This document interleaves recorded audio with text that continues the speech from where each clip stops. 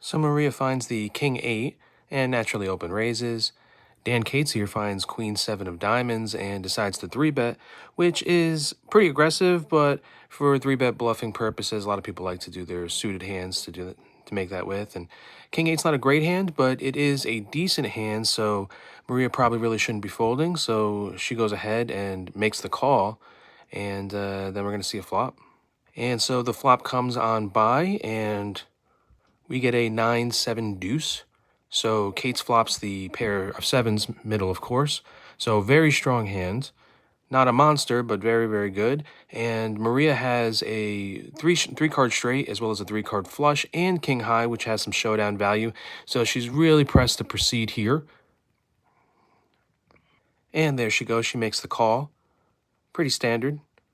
So the turn comes, and we get a 4 of clubs. So Maria now on the big flush draw. And so she's got a lot of equity. She's going to have to get to the river. We got Cates checking, which is a strong play because it induces a bluff. And so Maria's grabbing a lot of chips here, and she's betting. And this is a very aggressive play because she can't really get any better hands to fold.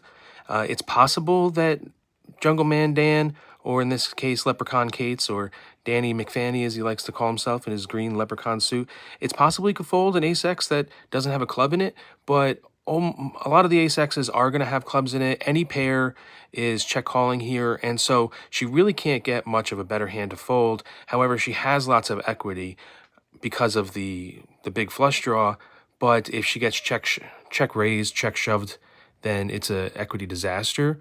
So I'm kind of surprised a little bit by the bet because she needs to get to showdown, but I guess she can get a lot of 10 jacks and 10 queens to fold that might bluff her off on the river. So at least she gets to showdown this way by buying a card.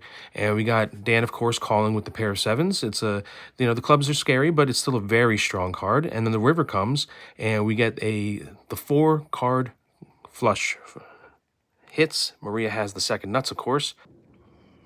And Dan Cates goes all in, which is a pretty tremendous play. And it's definitely a bluff. He can't get called by any worse hands. And, I mean, he can't bluff much hands out of here. I mean, he can get a 9 to fold. So if she has that, at least he can get her off a 9. She really can't fold any clubs. But if she's tight, maybe she could fold a small one. And if Cates checks the river and she bets huge, he kind of has to fold his 7, which isn't really that good. So he thinks that maybe rather than check folding or check calling a small bet, it's better to try to bluff out a 9.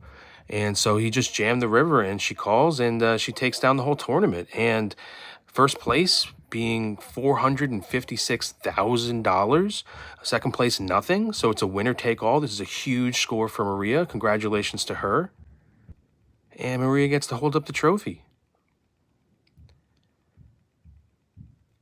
Ali making it rain, all those gold chips, and yep, she hoisters it up, and there, it's all hers, and congratulations to her. Subscribe.